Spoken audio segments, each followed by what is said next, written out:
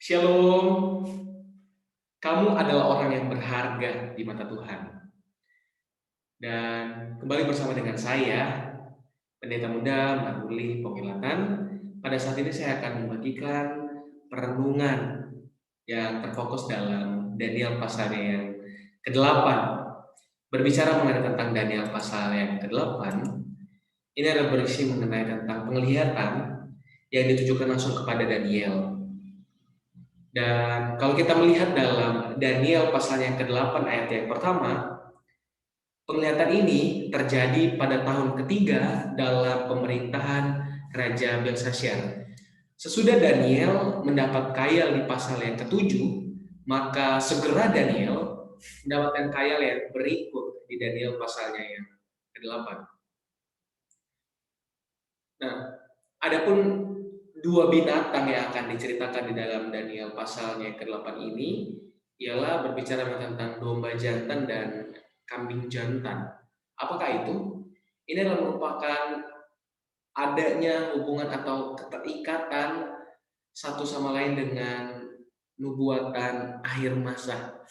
Saya tidak akan membahas secara lebih lanjut atau secara meluas, tapi ada pun beberapa poin-poin penting yang akan saya bagikan di sini.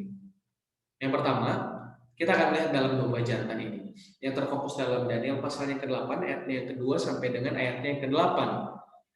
Nah, domba jantan yang tercatat dalam Daniel pasal 8 ini, informasi yang akan kita lihat di sini adalah dia memiliki dua tanduk, tapi tanduk yang satu lebih tinggi dari yang lain.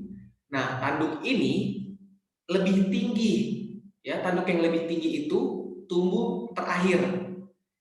Domba jantan itu dia menanduk ke barat, ke utara, dan ke selatan. Tidak ada seekor binatang pun yang tahan menghadapinya. Domba ini berbuat sekehendak hatinya dan membesarkan diri.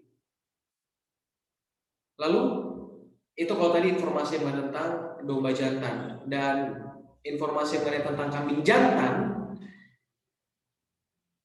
informasi yang akan kita lihat di sini ialah kambing jantan ini datang dari sebelah barat. Dia mempunyai satu tanduk yang aneh di antara kedua matanya. Dia menyerang domba jantan. Kambing jantan itu sangat membesarkan dirinya. Akan tetapi yang terjadi pada kambing ini ialah tanduk itu patah dan tumbuhlah 4 tanduk yang lain yang sejajar dengan keempat mata angin. Nah, apa maksud atau apa artian dari domba jantan dan kambing jantan ini? Kalau kita perhatikan dalam Daniel pasalnya yang ke-8, ayatnya yang ke-20, di situ kita akan melihat bahwa domba jantan itu melambangkan raja orang-orang Media dan Persia.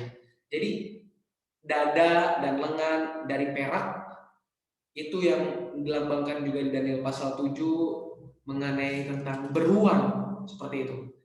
Nah, ada juga tanduk yang satu lebih tinggi dari yang lain, yaitu melambangkan kerajaan Media yang muncul terlebih dahulu. Tetapi pada akhirnya kerajaan ini jatuh dan muncullah kerajaan Persia yang lebih besar dari Media, di mana Cyrus mengalahkan Asitages, dan periode tahun ini berlangsung dari tahun 553 sampai dengan tahun yang ke-550 sebelum Masehi.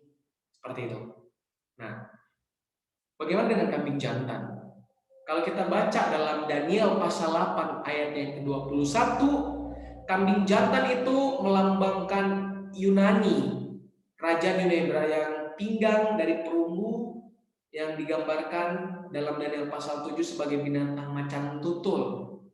Jadi datang dari sebelah barat melambangkan kerajaan Yunani, berada sebelah barat dari kerajaan Persia. Ini adalah merupakan suatu nubuatan tentang kerajaan Media, Persia, dan kerajaan Yunani yang saling berdekatan kerajaan ini satu sama dengan lain.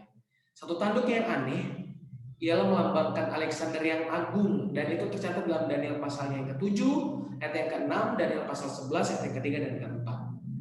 Kambing jantan membesarkan diri. Nah, kambing jantan yang membesarkan diri inilah melambangkan Alexander yang menjadi sombong dan congkak. Nah, ini yang sangat menarik, saudara-saudara dikasih dalam Tuhan. Sekali lagi saya mau sampaikan bahwa Daniel pasal 8 ayat 20 ini Domba jantan yang kau lihat itu ya dengan kedua tanduknya ialah raja orang-orang Media dan Persia. Jadi tanduk yang lebih tinggi adalah Persia, dialah yang menanduk ke barat, ke utara, dan ke selatan adalah Babylon, Mesir, dan Lydia. Apa maksud dari kebaktian secara fasik yang dicatat dalam Daniel 8 ayat 9 sampai 12? Nah, kebaktian secara fasik ini memiliki sebuah artian bahwa sistem korban misa telah menggantikan pelayanan Kristus sebagai pengantara di sorga.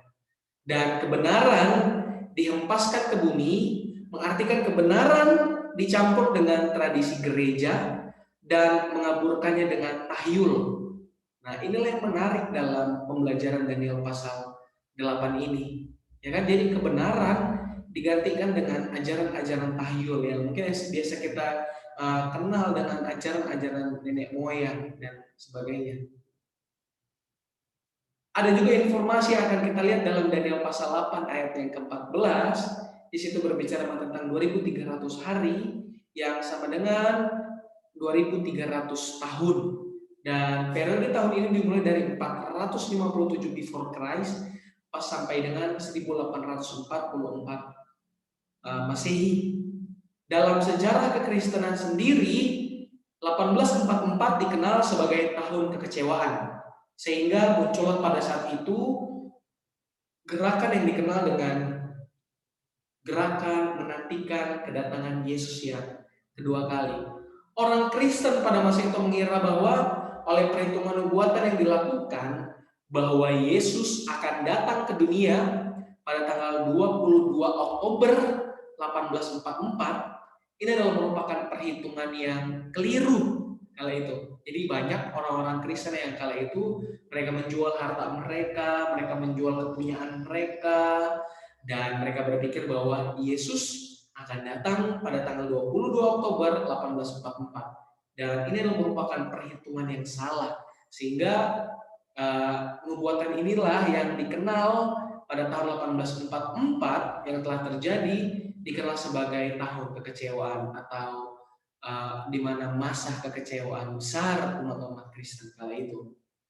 Dan Ka'bah yang dimaksudkan dalam Daniel pasal 8 ini ditafsirkan sebagai Ka'bah dunia, seperti itu. Sehingga Daniel pasal 8 ayat 14, nubuatan ini bukanlah berbicara mengenai Yesus akan datang ke dunia ini, tapi ini sehubungan dengan Yesus akan berpindah dari bilik suci ke bilik yang maha suci.